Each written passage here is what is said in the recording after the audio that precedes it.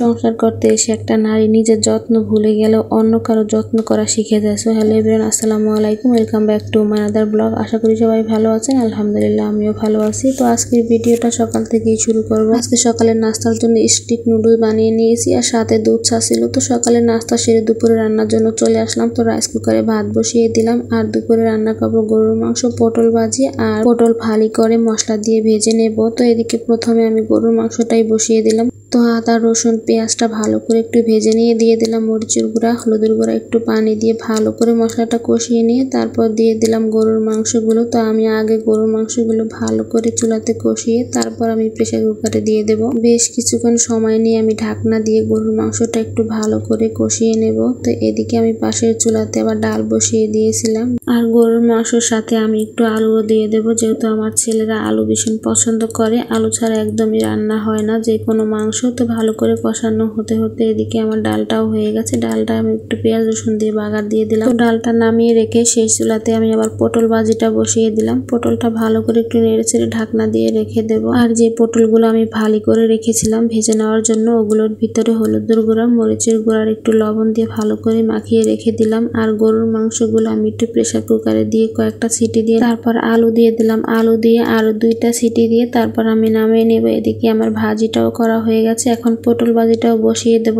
আর গরুর মাংসটা pressure cooker থেকে ঢেলে আমি একটু রান্না করে একটু ঝোলটা কমিয়ে নেব আর একটু ভাজা জিরার গুঁড়ো দিয়ে নেড়েছে অল্প কিছুক্ষণ রান্না করব একটু ঝোলটা কমে আসা পর্যন্ত। আর এদিকে বাহিরে তো প্রচুর বৃষ্টি পড়তেছে আর অনেক অন্ধকার ছিল, খুবই বৃষ্টি পড়তেছিল। তো এদিকে আমার রান্না বান্নাও হয়ে গেছে, আমি চুলাটা অফ করে দিলাম। এখন আমি যে পটলগুলো আমি লবণ হলুদ মাখিয়ে রেখে দিয়েছিলাম সেই পটলগুলো ভালো করে ভেজে নেব। তো এইভাবে পটল ভাজা খেতে কে কে পছন্দ করেন, আমার কাছে ভীষণ ভালো লাগে। তো পটলগুলো দিয়ে আমি একটু ঢাকনা দিয়ে রেখে দিলাম। আর পটলের ছোলাগুলো ভর্তা করার জন্য আমি সেদ্ধ করে নিয়েছি কাঁচামরিচ পেঁয়াজ রসুন দিয়ে, ওটা আমি ভর্তা করে নেব। তো প্রথমে আমি ব্লেন্ডারে ব্লেন্ড করে নিয়ে তারপর আবার বাগার দিয়ে নেব। আর এদিকে পটল ভাজিটা আমি আর একটু উল্টে দিয়ে ঢাকনা দিয়ে রেখে দেব। তো পটল ভাজিটা হয়ে গেছে, এখন আমি একটা বাটিতে তুলে নেব।